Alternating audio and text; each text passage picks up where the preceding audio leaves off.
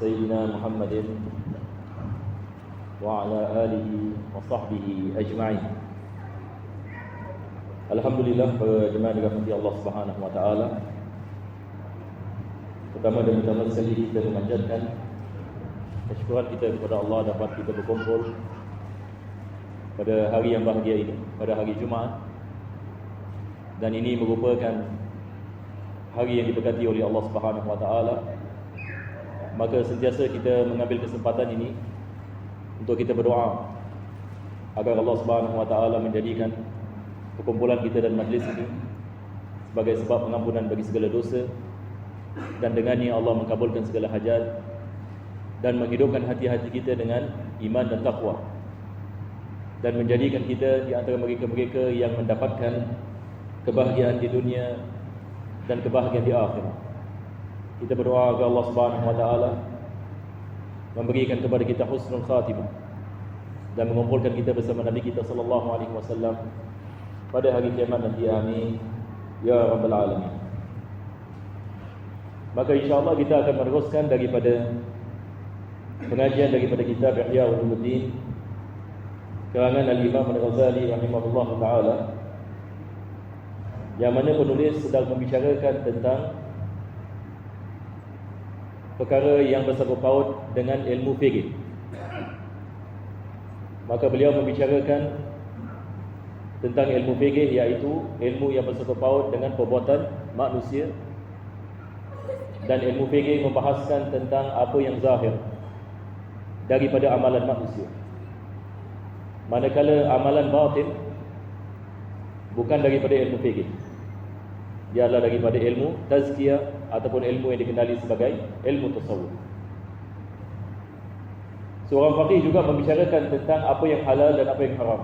Ini adalah daripada ilmu fikih, apa yang halal dan apa yang haram. Maka Imam Ghazali beliau mengatakan,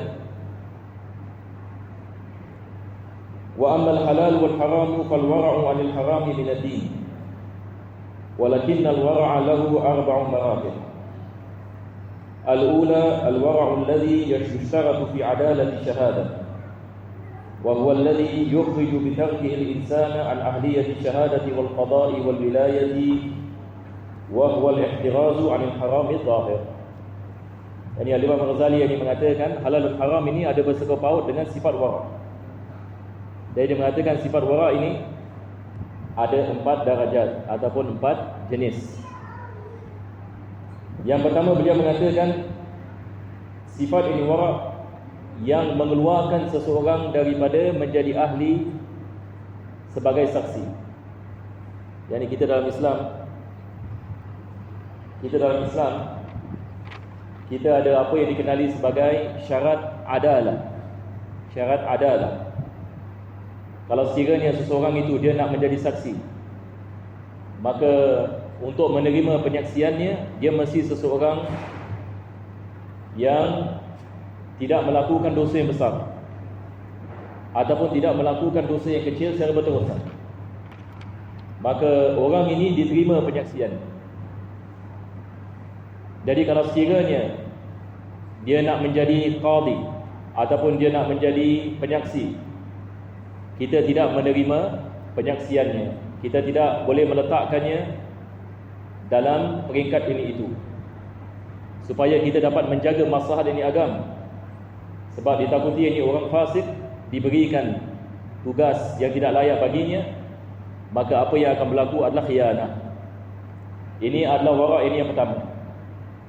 Yani wara' yang pertama adalah kita menghindarkan orang fasik daripada mengambil ini tugas-tugas penyaksian dan juga tugas-tugas yang bersangkut paut ini dengan qada dan penghakiman. Ini adalah jenis yang pertama. Yang kedua beliau mengatakan asalnya wara'us salihin. Jenis ini yang kedua adalah wara' yakni kaum salihin. Wa huwa tawaqi min asy-syubuhat allati yataqabalu fiha al-ihtimalat. Qala sallallahu alaihi wasallam da' ma yuribuka ila ma la yuribuka. Wa qala sallallahu alaihi wasallam al-ismu hazzazul qulub. Ini jenis ini yang kedua, apa yang biasa yang kita mengatakan sifat wara' ini. berdasarkan dengan hadis Nabi SAW, Nabi mengatakan tinggallah apa yang disyaki kepada apa yang tidak disyaki. Yang ni kita kalau dalam bab makanan sebagai misal, kalau kita ada syak makanan yang halal ke tidak halal, maka lebih afdal kita meninggalkannya. Tapi bukan kita mengatakan perkara ini diharamkan, tetapi berdasarkan dengan hadis Nabi SAW, lebih baik kita tinggalkannya supaya kita tidak terjebak di dalam syubhat. Kita tidak terjebak dalam perkara yang diharamkan.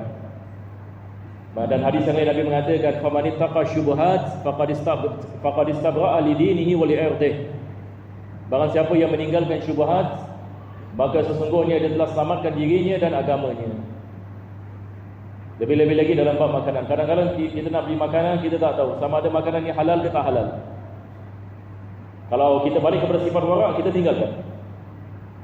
Walaupun ada orang boleh mengatakan, tak, tapi makanan ni insya-Allah ini halal, insya-Allah. Kita mengatakan sebab yang ni ada syak, maka lebih baik ini kita meninggalkan. Al-Imam Ghazali mengatakan ini adalah wara' as-salihin. Yang ketiga beliau mengatakan wara'ul muttaqin wa huwa tarkul halalil mahdh alladhi yukhafu minhu ada'uhu ila al-haram. Jenis ini yang ketiga beliau mengatakan wara' seorang yang ini muttaqin, bagi golongan yang ini muttaqin. Jadi jenis ini wara' ini adalah dia meninggalkan yang halal sebab ini takut dan terjebak dalam haram. Walaupun ini satu perkara itu halal, tapi dia takut ini kalau sekiranya dia melakukannya, maka ini boleh menyebabkannya terjerumus di dalam perkara yang diharamkan. Ini adalah martabat yang ketiga. Qala sallallahu alaihi wasallam, berdasarkan dengan hadis Nabi sallallahu alaihi wasallam, la yakunu rajulu minal muttaqin hatta yad'a ma la ba'sa bihi makhafatan mimma bihi ba'sa. Nabi mengatakan tidaklah seorang itu digolongkan sebagai orang yang bertakwa, melainkan dia meninggalkan apa yang dibolehkan baginya meninggalkan supaya tidak terjebak dalam perkara yang diharamkan. Kita berdoa mudah-mudahan Allah Subhanahu wa taala menghidupkan sifat ini dalam diri kita. Jadi inilah jenis sifat wara'. Pertama sekali kita ada wara' yang dikenali sebagai wara' syahadah, yang kedua wara' salihin, yang ketiga adalah wara' al-muttaqin. Wa dzalika mithlu tawarru'i an tahaddusi bi ahwalin nas khifatan min al-injirali ila al-ghibah. Al-Imam Ghazali yang ini mengatakan misalnya adalah ada orang dia meninggalkan berkata-kata yang lebih. Kenapa? Sebab takut dia terjebak dalam mengumpat. Ada orang dia takut dia mengumpat, dia elakkan daripada banyak berkata-kata. Walaupun berkata-kata tidak diharamkan, tetapi disebabkan yang dia takut, yang dia terjebak dalam mengumpat, dia meninggalkan. Inilah misal. Mudah-mudahan Allah Subhanahu wa taala memberikan kepada kita taufik. Jadi insya-Allah kita mengambil sedikit-sedikit insya-Allah daripada kitab Barakah ini, dan kita meletakkan niat dan azam untuk kita mengamalkannya. Amin ya rabbal alamin. Allah mudahkan insya-Allah. Wa ila hadratin Nabi sallallahu alaihi wasallam al-Fatihah.